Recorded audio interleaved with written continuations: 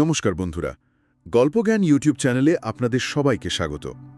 আমাদের 5 পর্বের AI beginner সিরিজের আজকের পর্বে আপনাদের স্বাগতম। তো আজকে আমরা এমন একটা বিষয় নিয়ে আলোচনা করব যেটা অনেকেই হয়তো খেয়াল করেন না। ধরুন দুজন মানুষ হুবহু একই এআই টুল ব্যবহার করছেন, কিন্তু একজনের ফলাফল একেবারে সাদামাটা আর অন্যজনেরটা একদম সিনেম্যাটিক। একদমই তাই। তফাৎটা কিন্তু টুলের নয়, তফাৎটা লুকিয়ে আছে ওই ছোট্ট একটা জায়গায়, যাকে আমরা বলি নির্দেশ বা প্রম্পট।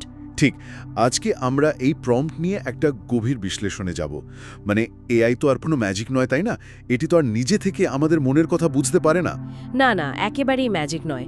আসলে অনেকেই ভাবেন যে এআই হয়তো মানুষের মতো মন পড়তে পারে বা নিজে থেকে সেরাটা বুঝে নিতে পারে, কিন্তু বাস্তবে এটি মূলত একটি প্রেডিকশন ইঞ্জিন। আচ্ছা, প্রেডিকশন ইঞ্জিন এটা ঠিক কি? ধরুন, এটি নিজে থেকে কিছু ভেবে নেয় না, বরং তাকে যে তথ্য দেওয়া হয় তার উপর ভিত্তি করে পরের ধাপটা অনুমান করার চেষ্টা করে। ও আচ্ছা, বুঝতে পেরেছি। তার এটা কি গুগলে সার্চ করার মতো কিছু, যেখানে কয়েকটা কিওয়ার্ড মেলালেই? না, ঠিক সার্চ ইঞ্জিনের মতো নয়। ধরুন কেউ লিখল আকাশের রং, এআই তার বিশাল ডেটাবেস থেকে প্রেডিক্ট বা অনুমান করবে যে এর পরের শব্দটা নীল হওয়াই সবচেয়ে যুক্তিসঙ্গত। এটি আসলে অত্যন্ত জটিল গাণিতিক প্যাটার্ন মিলিয়ে পরের শব্দ বা পিক্সেল তৈরি করে। তাই নির্দেশ যত স্পষ্ট হবে তার অনুমান তত নিখুঁত হবে। আচ্ছা, তার এআইকে নির্দেশ দেওয়া অনেকটা একজন নতুন রাঁধুনিকে রেসিপি দেওয়ার মতো। একদম দারুণ একটা উপমা দিয়েছেন। শুধু যদি বলি বিরিয়ানি বানাও, তাহলে সে নিজের মতো যে কোনো মশলা দিয়ে একটা কিছু বানিয়ে ফেলবে। কিন্তু যদি বলি লখনৌ স্টাইলে কম তেলে একটু ঝাল করে বিরিয়ানি বানাও, তবে ঠিক মনের মতো স্বাদ পাওয়া যাবে। ঠিক তাই। আর ছবির ক্ষেত্রেও ঠিক এটাই ঘটে। ধরুন শুধু বলা হলো একটি ছবি তৈরি করো, তখন এআই নিজের ইচ্ছে মতো একটা প্রিডিকশন করে নেবে। হ্যাঁ, তা তো বটেই। কিন্তু যদি বলা হয় ভবিষ্যতের কলকাতার একটি রাস্তায় প্রবল বৃষ্টির মধ্যে নিয়ন আলো এবং ড্রামাটিক লাইটিং সহ একটি সিনেম্যাটিক ছবি তৈরি করো, ওরে বাবা, একেবারে নিখুঁত বর্ণনা। হ্যাঁ, তখন স্পেসিফিসিটি বা এই যে নির্দিষ্টতা, এটা কিভাবে ফলাফলের চিত্রটাই পুরোপুরি বদলে দেয় সেটা পরিষ্কার বোঝা যায়। কিন্তু একটা কথা আছে, এই সাধারণ কাজের জন্য এত খুঁটিনাটি ভেবে বলাটা কি একটু বেশি সময় সাপেক্ষ হয়ে যাচ্ছে না? সবসময় কি এত বড় গল্প ফাদার দরকার আছে? প্রথম একটু সময় সাপেক্ষ মনে হতে পারে, তবে এর একটা খুব সহজ এবং কার্যকরী ফর্মুলা আছে। আচ্ছা, সেটা কি? ফর্মুলাটা হলো রোল, টাস্ক, কনটেক্সট এবং স্টাইল।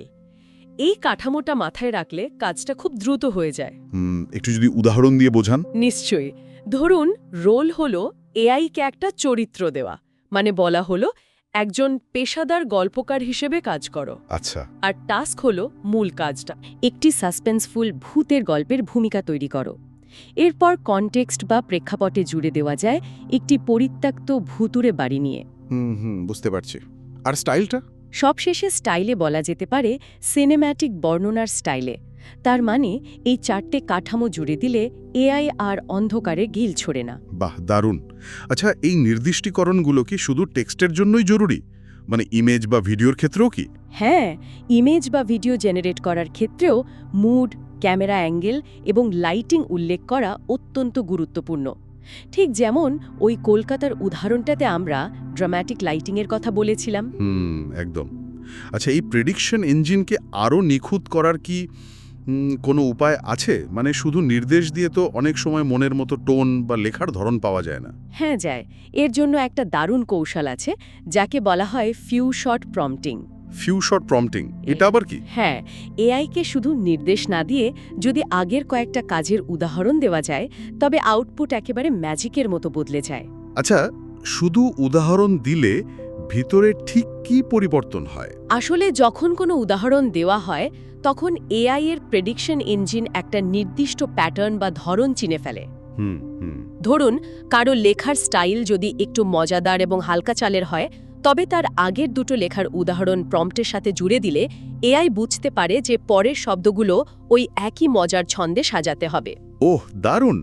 তার মানে আমরা এআইকে শুধু কাজ দিচ্ছি না, বরং তাকে কাজ করার একটা ব্লুপ্রিন্ট ধরিয়ে দিচ্ছি। একদম ঠিক বলেছেন। এটি প্রেডিকশন ইঞ্জিনকে একটি শক্ত ভিত্তি বা অ্যাঙ্কার দেয়। বাহ! ভবিষ্যতে যখন একাধিক এআই টুল বা এজেন্ট একসাথে মিলে কাজ করবে, মানে ধরুন একজন হয়তো স্ক্রিপ্ট লিখবে, অন্যজন ছবি বানাবে, আর একজন ভিডিও এডিট করবে, তখন এই প্রম্পটগুলোই হবে তাদের যোগাযোগের মূল ভাষা।